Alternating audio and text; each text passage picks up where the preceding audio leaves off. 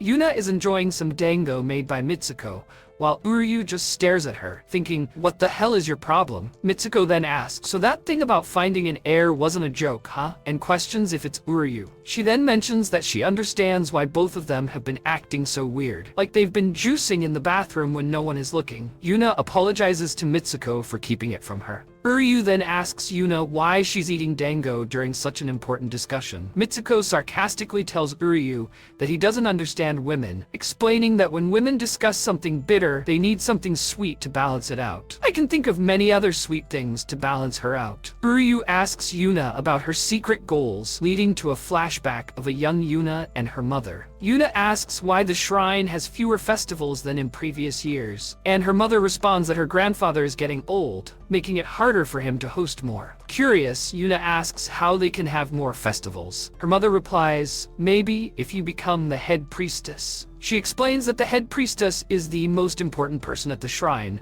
comparing it to being the president of a company.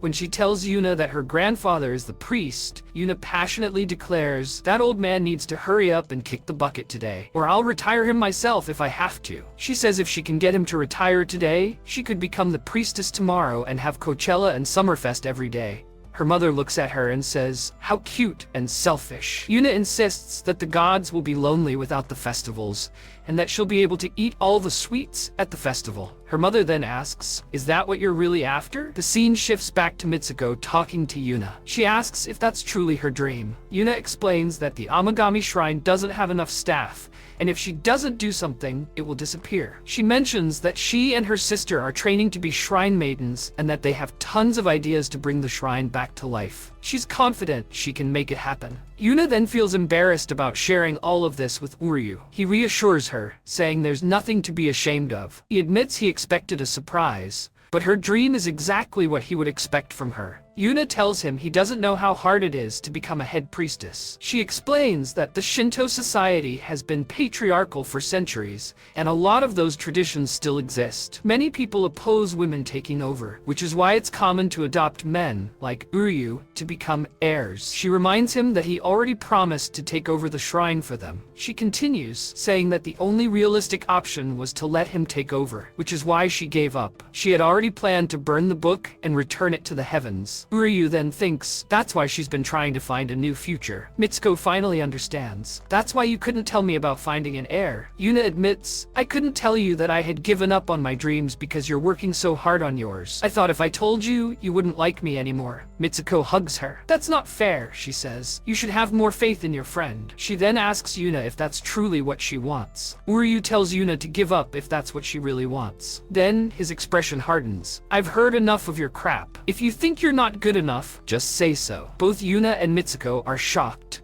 Uryu continues, I'd rather take over the shrine myself than have someone that pathetic. He quickly changes the subject, mentioning how good the high-grade dango is. Yuna glares at him. Who do you think you are? Smirking, Uryu replies, when I become head priest, I'm firing the entire Amagami family. Family-owned businesses are always dictatorships where nobody can suggest new ideas. Yuna fumbles to speak, choking like she's struggling with something hard and long. Uryu continues, if you want more visitors, you need fresh ideas, ones your sister wouldn't think of. Yuna has had enough. She stands up and yells, shut up! I guess all I heard was horse crap. She then accuses him of being the one who wants to take over the shrine. You're nothing but a book for brains, closet pervert, self-centered, narcissistic dictator. And didn't you not believe in gods not too long ago? Uryu smiles. Oh? Seems like you don't like the idea. Yuna, still upset, argues that bringing in more visitors isn't the most important part. Making visitors want to come back and pray to the gods again. That's what truly matters. Uryu challenges her. And how do you plan to do that? She explains that having Mitsuko sell dango, making it an exclusive item at the shrine, will attract more people. Uryu scoffs. So, all you're thinking about is being a big back. Yuna fires back.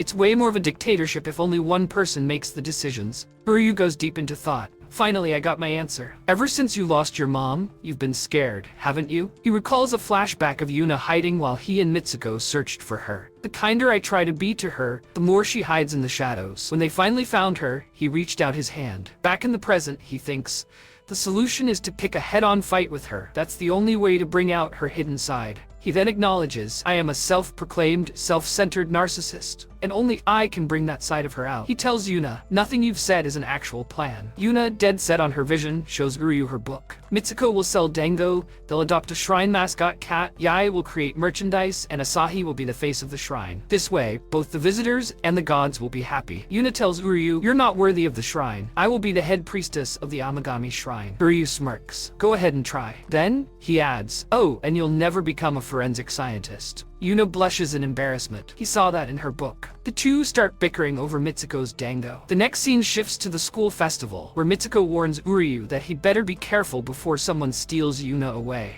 She mentions that every year, tons of boys come to the festival to rizz up girls. Just then, Uryu spots some guys trying to talk to Yuna. He rushes over, only to realize it's Yae. He asks why she's there, and Yae explains that she came with Asahi and Mihiru but got separated. Uryu decides to stay with her, making her blush, probably thinking about giving him that Glock 3000 when they get home. Yae holds his hand and suggests they have fun together, calling him her boyfriend. Uryu suggests they find the others, but Yae, being the baddie she is, softly asks, can you please stay? And really, what choice does he have? She's like a high-performance engine wrapped in luxury. Built strong, moves smooth, and turns heads without trying. Tough enough to handle anything, sharp enough to keep you on your toes, and just the right amount of trouble to keep things interesting. Yae can have all my kids. Uryu then has a flashback while he was in Yuna's body, remembering Yae saying she's in love with him. Yuna sees them walking away with each other and seems to be visibly hurt, saying she needs to hurry up. Bro is living every guy's dream. Yae is happy that she got to finish the maze with Uryu, but he brushes it off, saying it was nothing. He then gets a call from Mihiru saying that they lost Asahi, and Uryu decides to go look for her. Yae seems upset or sad, but tells him to go and that she's sure Asahi is waiting for him too. The scene shifts to Asahi on a bench, sitting down with her phone battery on life support. Asahi's plan was to use looking for Yae as an excuse to go on a festival date with Uryu. I guess Yae knew this. Asahi then imagines Uryu with Yae and then with Yuna, calling them her rivals and saying that they are too strong. Asahi mentions that she confessed and kissed him, but he still doesn't notice her. She decides to suck it up and make a bold statement. We then see Uryu running and looking for Asahi, but he stops because he's out of breath. Back to Asahi, she calls Uryu's name on the megaphone, and it gets everyone's attention, even the ops. She says if he doesn't get up there now, she will reveal their little big girl secret to everyone. Mans had to be the Flash, because he was up on the roof in Godspeed, saying, please, no. He grabs her by the shoulders and tells her that he was so worried about her. Asahi tells him that her battery was dead. Uryu tells her that he's glad she's okay, and that they should get back to the others. Asahi then stops him from walking away, tells him that she was looking for him too, and then boldly goes on the megaphone and asks him to go on a festival date. The scene shifts to Yuna and Mitsuko, shocked by hearing this. Yuna then gets a flashback from when she was in Uryu's body, and remembers when Asahi confessed her love for Uryu. Yuna is walking in silence, lost in thought. She says that she knew both of them liked him, and that it has nothing to do with her, and that she and Uryu are just family. So, it doesn't matter who he ends up with, but we can clearly see it bothers her. In the next scene, we see Yuna and Uryu dressed for the play, and everyone is in awe of them. One of their classmates asks them how they are going to kiss, which shocks them both. Mitsuko then gives them the history of how the story goes. At the play, Shirahi shows up to join everyone. Yae tells her she will see Wiru crossdress in the play, and they all start laughing. The scene shifts backstage with Uryu and Yuna. She asks him how he feels about her sisters now that he knows how they feel about him. He tells her that he doesn't have time to think about marriage and those things right now. Yuna then says that, for now, they both can focus on their dreams, and then the curtain rises and the play begins. The play feels a bit personal as it goes on, but then we are dragged into another flashback, with Yuna telling Uryu that she was jealous of him. If she could have been adopted into the shrine as a man, maybe she could have had her dreams come true. She mentions that maybe the gods heard that thought in her weak heart, and Uryu asks if that's why they switched places. We then switch back to the play, and Yuna is more passionate than before. As the play finishes and the curtains go down, Shirahi looks like she might be in love with Uryu too, and seems sad. Yae claps and says, I wonder if I have another rival now, talking about Yuna. Asahi and Yae look to the side and realize that Shirahi is no longer in her seat. We then switch backstage and they are still holding hands. Yuna blushes and says, "That's enough." Uryu then asks her why she's blushing and mentions that after all they've been through, touching hands is the least of her worries. Bro has already seen, touched, squeezed, maybe even played with the pearly gates for holding hands to matter. Yuna runs away, obviously in love, and Uryu wonders what's going on. Later, Yuna brings her salt out, and Mitsuko explains to her that the feelings she is feeling are love. We see Shirahi mashing potatoes. She then gets a text asking if she wants to study on the weekend, to which she smiles and agrees. The scene shifts to Uryu and Shirahi studying. Uryu seems to be disturbed about something, and Shirahi looks at him without saying anything, with a concerned expression. He then gets a flashback of Yuna and wonders why she made that face like she is finally ready to let him clap them cheeks. He wonders, aren't we family? He then gets a flashback of Asahi confessing her love and a flashback of Yae doing the same. Then, he sees Yuna again and thinks, how do I really feel about them? Shirahi asks him, what's the matter? And he says it's nothing. She says if it's something he doesn't understand, he can ask her, then calls him Mr. B. He gets upset and says, don't call me that, to which she laughs. Shirahi says that the room is empty and boring, and he says, sorry. She then asks him if he doesn't have any porn hidden away. I guess she's ready for him to go balls deep in the cheeks. I'm sorry, but she definitely seems like she wants that sausage. Asahi walks in and says he's not an ordinary teen and that regular porn won't do for him since he lives with baddies like her and her sisters. Uryu says, you're making up stuff again. Asahi then welcomes Shirahi and almost spills the drinks she brought in, but Uryu quickly grabs her and the drinks. Uryu tells her to be careful, and she starts to blush. Shirahi sees this and asks to use the bathroom. Yae comes out of nowhere, as if she was eavesdropping, and offers to take her. We then see Yae and Shirahi walking, and Yae tells her that she actually wanted to ask her something. Yae asks if she can show her some pictures of Uryu when he was small. Shirahi asks if she's that interested in what he was like when he was young, to which Yae says she is really interested. Shirahi seems to be blushing, and Yae remembers that she was supposed to be showing her to the bathroom. Shirahi then tells her that she doesn't have to wait for her. She will be fine. Yae tells her if she needs anything else, to let her know. We then see Shirahi walking back to the room when she thinks, so both Yae and Asahi like Uryu. She appears jealous and says being close to him was always her special privilege. Shirahi then hears Yuna scolding Uryu about having a guest and not even having a snack for them, calling him inconsiderate. Uryu tells her, shut up.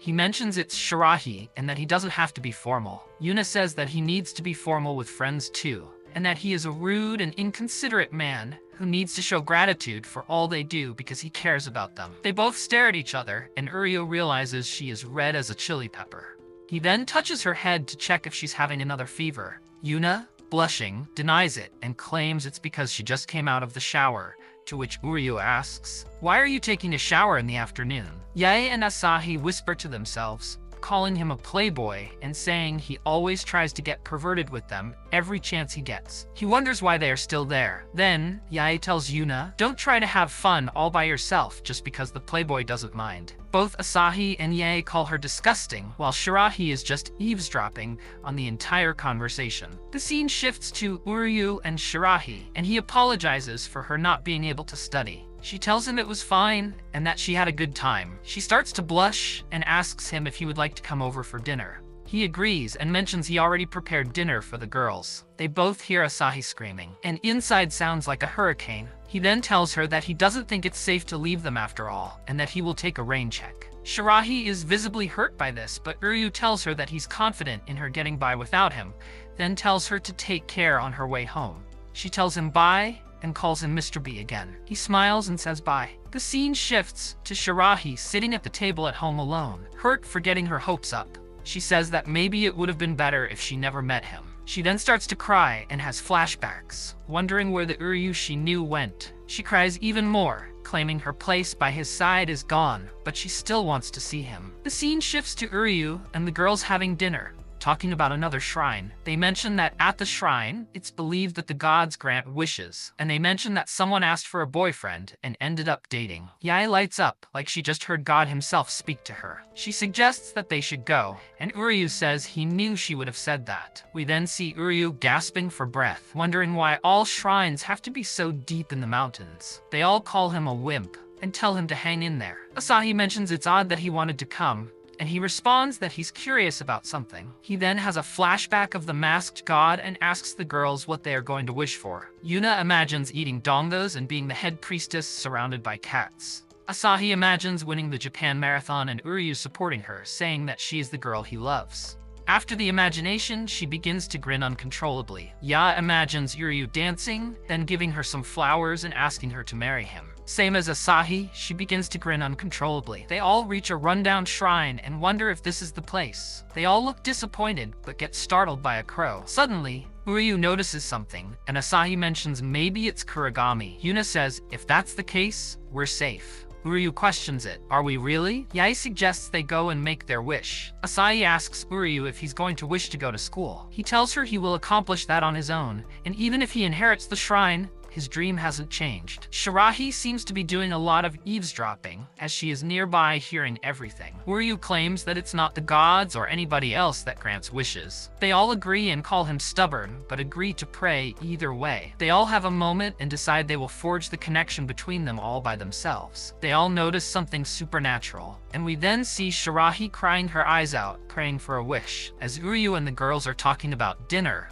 we see a black shadow, and Uryu notices something, then stops. The girls wonder, what is the matter? We then see what appears to be the girls burning away or disappearing. Whatever this crazy spiritual madness is, we also see a new masked person. Right after, Uryu wakes up in a bunk bed. He wonders why he spent the night at his foster home, and thinks that he had a bad dream. As he opens the bathroom door, he sees Shirahi in a two-piece looking like a thick baddie. He wonders what she is doing there, and she replies, she's just about to take a shower. She rubs her melons on him and asks if he wants to join her. Bro had one of those Sanji nosebleeds. He then runs away, saying that he is going home. He reaches the Amagami shrine and realizes that he doesn't have his key, so he decides to take another way and meets the three sisters cleaning. He starts to talk, but Yuna holds the broom to him and asks who he is. They all seem to not know who he is and threaten to call the police. He tells them about memories with them, but none of them seem to know anything. They wonder how he knows their names, calling him a stalker. The scene shifts back to the foster home where Shirahi is sitting at the table doing homework. He walks in like a dead man, with an expression of, what the hell is going on? Shirahi notices this, goes to him, holds his arm, and kisses him. At first, he's in shock, and then wonders, what are you doing? She tells him sorry and that he didn't look so well, so she thought she would cheer him up. She tells him if something happens, not to keep it to himself. Then she drops the bombshell that they are boyfriend and girlfriend, and with that, the episode ends. Don't forget to like, comment, and subscribe so that the Kurogami God can grant your wishes also.